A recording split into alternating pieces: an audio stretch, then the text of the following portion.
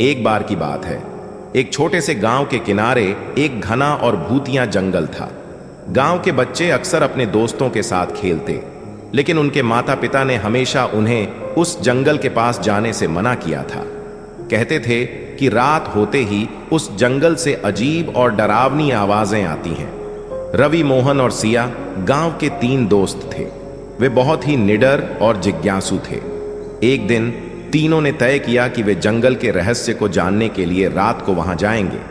उस रात जब पूरा गांव सो रहा था, तीनों चुपके से अपने घरों से निकले और जंगल की ओर बढ़े। जैसे जैसे वे जंगल के अंदर बढ़ते गए, पेड़ और घने हो गए और चारों ओर अंधेरा घिरने लगा। रात के सन्नाटे में उन्हें अजीब सी आवाजें सुनाई देने लगीं।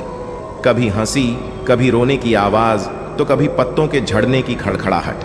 तीनों बच्चे घबराए, लेकिन अपने डर को दबाते हुए आगे बढ़ते रहे। अचानक एक बड़ी पुरानी हवेली के सामने वे आ पहुंचे।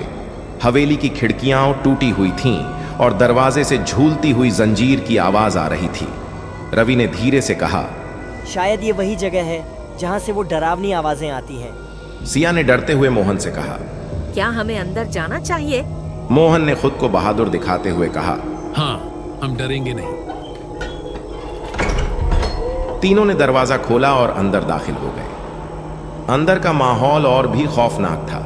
दीवारों पर धूल की मोटी परत थी और छत से मकड़ियों के जाले लटक रहे थे। तभी अचानक एक जोरदार आवाज आई। कौन है यहाँ? तीनों घबरा गए, लेकिन तभी एक बूढ़ी औरत सामने आई। उसके चेहरे पर गहरी झुर्रियां थीं और उसकी आंखों में अजीब सी चमक थी। बूढ़ी औरत ने कहा, डरो मत, मैं यहाँ की रखवाली करती हूँ। ये हवेली और ये जंगल कभी एक जादुई जगह थे, लेकिन अब इसे लोग भूतिया कहते हैं।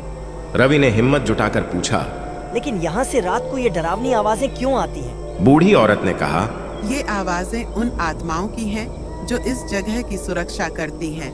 वे बुरी आत्माओं को यहाँ आने से रोकती हैं, लेकिन लोग बिना वजह डरते हैं और इस जगह को भूतिया मान लेते हैं। तीनों बच्चों ने राहत की सांस ली। वे समझ गए कि इस जंगल और हवेली के बारे में जो कहानियां सुनाई जाती थीं, वे सिर्फ अफवाहें थीं।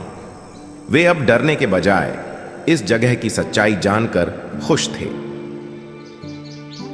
अगली सुबह जब गांव वाले उन्हें ढूंढते हुए जंगल के पास पहुंचे, तो तीनों बच्चे मुस्कुराते हुए बाहर निकले और उन्हें सब कुछ बता दिया। उस दिन के बाद गांव वालों ने जंगल और हवेली को एक रहस्यमयी लेकिन सुरक्षित जगह मान लिया। कहानी से यह सीख मिलती है कि डर और रहस्य की तह तक जाने पर अक्सर सच्चाई सामने आती है, जो हमें बेवजह डरने से रोकती है।